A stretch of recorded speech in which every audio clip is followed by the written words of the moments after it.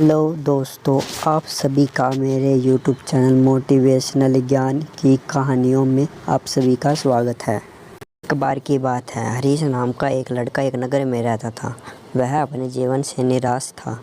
उसकी निराशा का कारण यह था, वह अब तक अपने जीवन में कुछ भी नहीं करता था।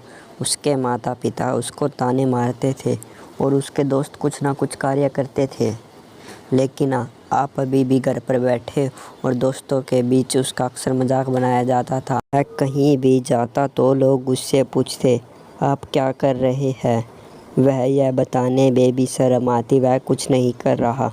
धीरे धीरे उसे रिश्तेदारों से मिलना जुलना बंद कर दिया और लोगों से भी मिलना बंद कर दिया।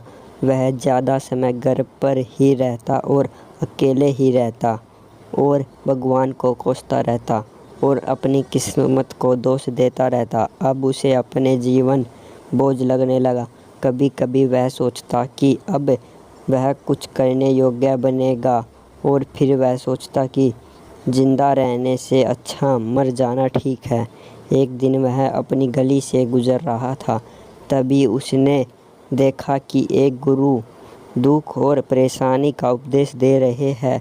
वह भी उसी भीड़ में सबसे पीछे बैठ गया और गुरु के प्रवचन सुनने लगा। गुरु कह रहे थे, दुख एक शिक्षक की तरह है जो हमें जीवन की सच्चाई दिखाता है और हमें जीने का सही तरीका बताता है।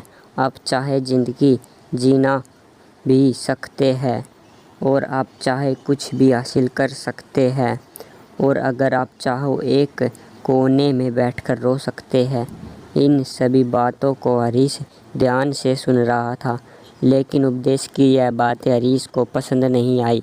उसने खड़े होकर कहा, कुछ भी सीखने से दुख दूर नहीं होता, इसमें केवल दर्द होता है कि पीड़ा अनंत है।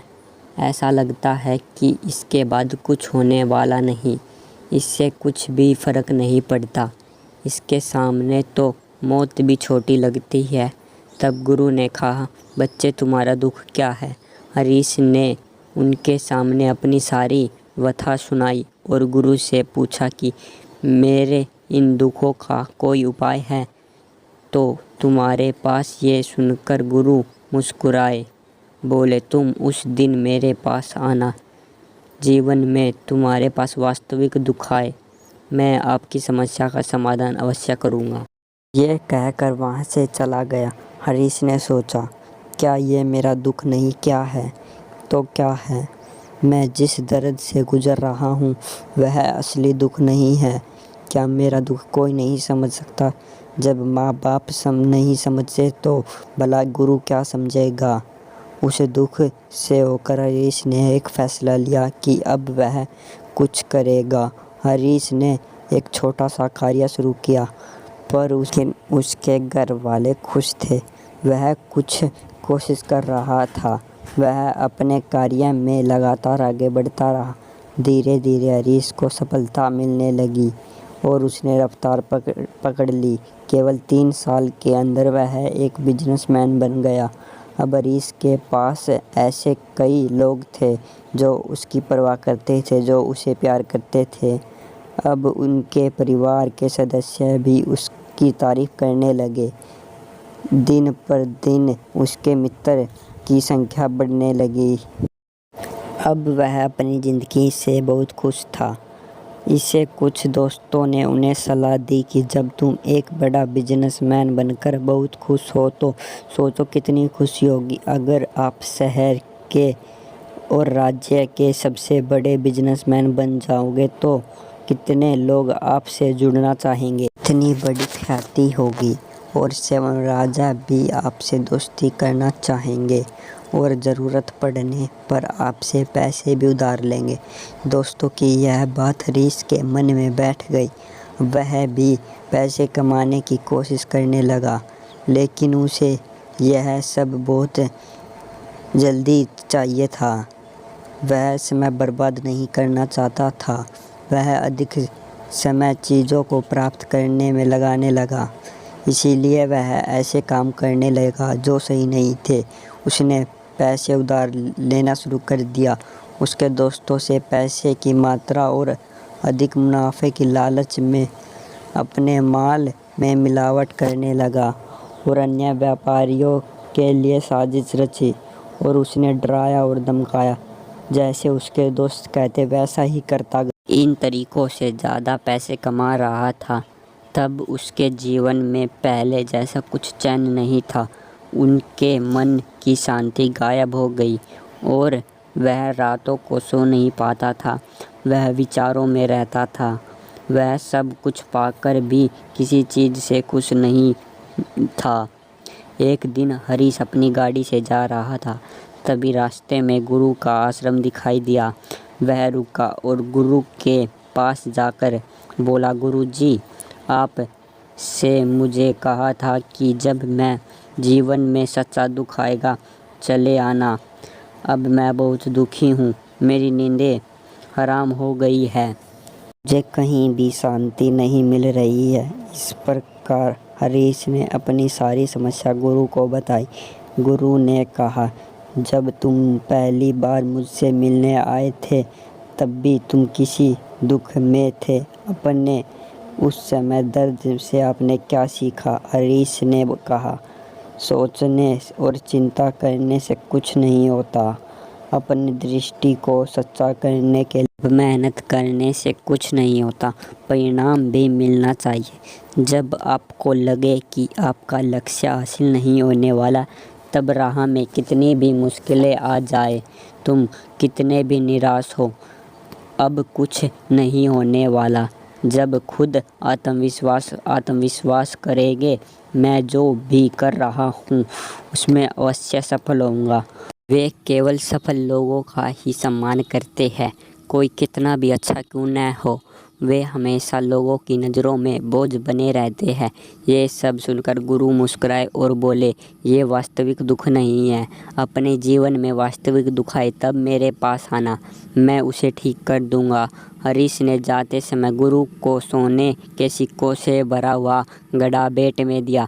बेट को देखकर गुरु ने कहा, यह मेरे किसी काम का नहीं है। उस पेड़ के नीचे गड्ढा खोदकर गाड़ दो। हरीश ने गड्ढा खोदा और पेड़ के नीचे सोने से भरा हुआ मटका दाब दिया। वहाँ से चला गया। कुछ दिनों से कारोबार ठीक चल रहा था। व्यापार के गलत तरीके के कारण धीरे धीरे व्यापार में घाटा होने लगा।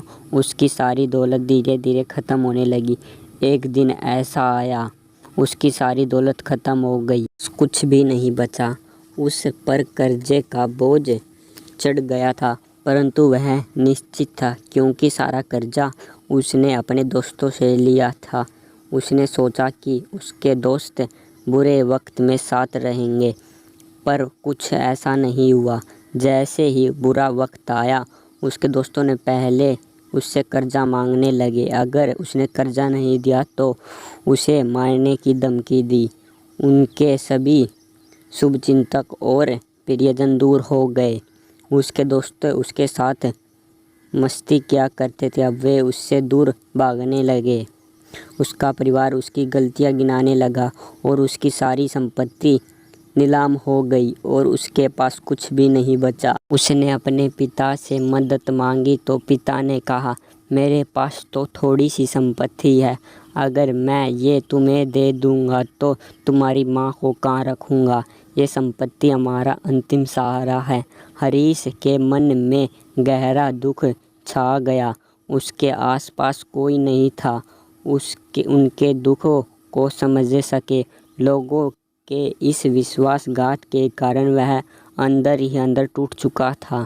सोचने लगा, अब जीने का कोई मतलब नहीं रहा। अब मौत ही मेरा सहारा है। आत्महत्या के लिए वह पहाड़ी पर जा रहा था। उसे याद आया कि उसे गुरु ने उसे कहा था, तब मेरे पास आना जब तुम्हारे जीवन में वास्तविक दुख हो।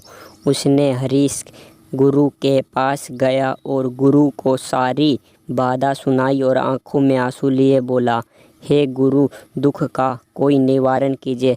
तब गुरु ने कहा, जब जीवन में असली दुख आए तब मेरे पास आना, मैं इसे ज़रूर ठीक करूँगा। हरीश ने कहा कि ये क्या है? मेरे जीवन में दुख तो आखिरकार असली दुख क्या है। गुरु ने हरीश को कहा, पहले आप मुझे बताओ, आपने अपने दुख से क्या सीखा। लोग हमारे जीवन में आते हैं, वह हमारी सफलता के कारण हमें धोखा देंगे, क्योंकि बुरे समय में वो हमारे साथ खड़े नहीं होंगे और वह अच्छे समय में ही हमारा फ़ायदा उठाएंगे और बुरे समय में छोड़ देंगे। उन लोगों पर ही भरोसा करें जो बुरे समय में हमारे साथ खड़े हैं, पर ऐसे लोग बहुत कम होते हैं, लेकिन जिनके पास है उन्हें उनकी सराहना करनी चाहिए, उनका अपमान नहीं करना चाहिए। कभी भी किसी के खिलाफ कोई साजिश नहीं करनी चाहिए और अपना काम ईमानदारी और धैर्य से करो। कभी भी लालची न बने। अपने सारे दुखों के बाद हरीश गुरु के सामने कुछ देर बाद उठे और पेड़ के नीचे गड्ढा खोदा और गड्ढा निकाला जो सिक्कों से भरा हुआ था। हरीश को देखकर कहा, जब तुम्हारे जीवन में वास्तविक हो दुख, जब मेरे पास आना। हरीश ने गुरु का धन्यवाद दिया और प्रणाम करके चला गया। उस पैसे से हरीश ने एक छोटा सा कारोबार शुरू किया। अब वह छोटे व्यापारी बनकर खुश था। उसने पूरी लगन और ईमानदारी से कार्य किया और वह जल्द ही अपने शहर का बड़ा व्यापारी बन गया। उसका जीवन सुख और सुविधा से भरा हुआ था, लेकिन कोई कितना भी अच्छा क्यों न हो, पर जीवन में दुख आता है। हरीश के जीवन में दुख आया और उसके माता पिता की मृत्यु हो गई। दोनों एक ही दिन मर गए। हरीश अपने माता पिता से बहुत प्यार करता था। उसकी मृत्यु से उसे गहरा सदमा लगा। अंतिम संस्कार किया। उसने अपने माता पिता का सब शव जलते हुए देखा। उसका मन बेचैन हो गया। उसके मन में कई सवाल उठने लगे। वह घर वापस गया और उसने अपने माता पिता के संपत्ति को देखा, जिसके लिए उसके पिता हमेशा उससे लड़ते रहे। आज वह खाली पड़ा है। जिन्होंने इसकी देखभाल अपनी जान से भी ज़्यादा की, वह इस दुनिया से चले गए और उसके पिता ने जो कुछ कमाया वह सब यहीं रह गया। एक दिन पहले तक उसके माता पिता मारपीट करते थे किसी के साथ उसकी संपत्ति के लिए। आज वह खुद इस दुनिया से चले गए। उसका मन अनेक विचारों में भटक रहा था। अंदर से अकेला और डरा हुआ महसूस कर रहा था। वह खाली महसूस कर रहा था। उसे लगा कुछ तो है, परंतु वह समझ नहीं सका। इसीलिए वह गुरु के पास गया। उसने उसे देखकर गुरु ने कहा, जीवन में कोई दुख है। हरीश ने, जीवन का कोई दुख नहीं है, सब कुछ अच्छा चल रहा है, लेकिन आज मेरे माता पिता की मृत्यु हो गई। मैं इस घटना से बेहद और परेशान हूँ। गुरु ने, इससे में दुखी होने की क्या बात है। एक दिन सबको मरना है, मुझे और तुझे भी मरना है। शायद तू कल ही मर जाए या आज भी मर सकता है। हरीश ने कहा, क्या कह रहे हो गुरुजी? मैं अभी मर जाऊंगा, लेकिन मैं अभी जवान हूँ। गुरु ने कहा, सभी इसी वहम में जी रहे हैं। मृत्यु केवल बूढ़ों को आती है, लेकिन ऐसा नहीं। जवान भी मर जाते हैं, बच्चे भी मर जाते हैं। मौत का उम्र से कोई लेना देना नहीं है। ये सभी को प्रभावित करता है। गुरु की ये बात हरीश के मन में बैठ गई और वह चुपचाप चला गया, लेकिन उसका मन अभी भी बेचैन और खाली महसूस कर रहा था। वह सारा दिन अपने बारे में सोचता रहता। वह कौन है? वह इस दुनिया में क्यों आया है? इस जीवन का क्या लक्ष्य है? ऐसे कई सवाल उसके मन में लगातार आते रहे, लेकिन उन्हें अपने किसी भी सवाल का जवाब नहीं मिल रहा था। उसका दुख दिन पर दिन बढ़ता जा रहा था।